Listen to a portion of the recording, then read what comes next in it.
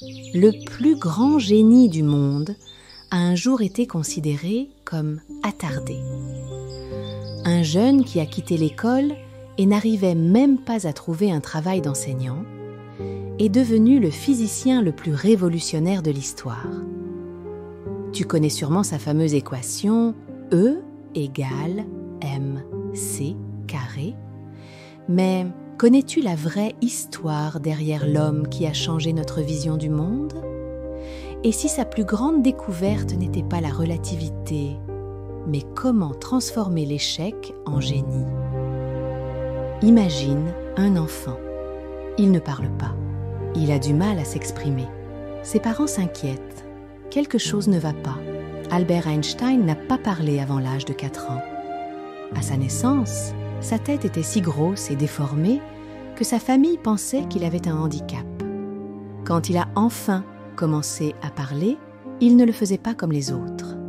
Il formait ses phrases dans sa tête, les répétait doucement à voix basse, encore et encore. Puis seulement, il les disait à haute voix. Beaucoup pensaient qu'il ne réussirait jamais. Mais à 5 ans, tout change. Son père lui donne une boussole, un petit objet.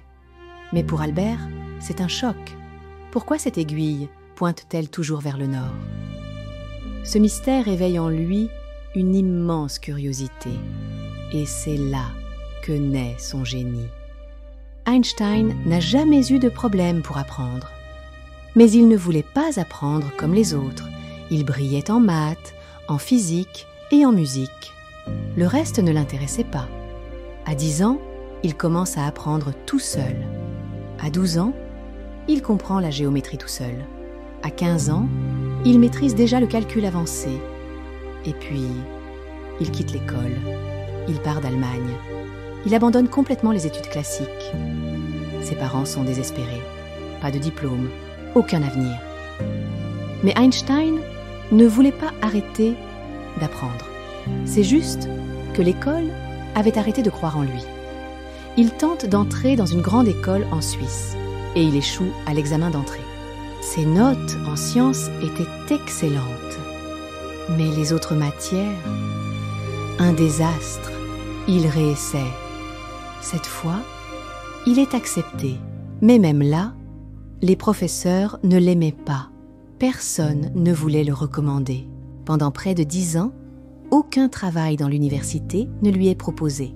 Alors, il accepte un petit boulot, employé au bureau des brevets. Un travail banal, répétitif, ennuyeux. Mais ce travail, c'est sa chance. Il n'a pas besoin de trop se concentrer. Son esprit est libre. Il peut réfléchir, imaginer, créer. Et c'est là, dans ce bureau administratif, qu'il développe ses plus grandes théories. Pas dans un grand laboratoire, pas avec des millions d'euros, pas entouré d'experts, juste lui, un bureau et ses idées. La théorie de la relativité ne vient pas du prestige, elle vient du rejet. Même après avoir publié ses travaux, il a fallu attendre 11 ans avant qu'il reçoive le prix Nobel. Ce qui faisait sa force, pas son QI, mais sa façon de penser. Einstein disait « Je n'ai aucun talent particulier, je suis juste passionnément curieux ». Là où les autres cherchent des réponses, Einstein pose d'autres questions. Là où les autres voient des limites, Einstein imagine de nouvelles possibilités.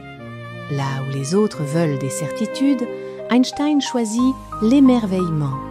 On se souvient de lui pour E égale à mc². Mais son équation la plus puissante est bien plus simple. Curiosité plus persévérance égale transformation.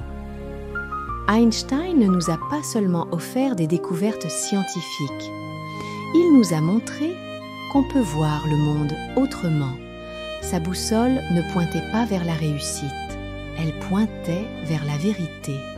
Son histoire n'est pas celle du plus intelligent de la classe, c'est celle de celui qui ose remettre en question ce que tout le monde croit. Et si ton plus grand défaut était en réalité ta plus grande force? Et si les rejets que tu vis aujourd'hui t'aidaient à trouver ta vraie voie? Et si Au lieu d'essayer de rentrer dans des cases, tu suivais enfin ta vraie curiosité. Le monde n'a pas besoin d'un autre Einstein. Il a besoin de toi, qui ose poser les bonnes questions. Parce que le génie ne se mesure pas à ce que tu sais, mais à ce que tu oses chercher. Et toi, vers quoi ta boussole intérieure te guide-t-elle ?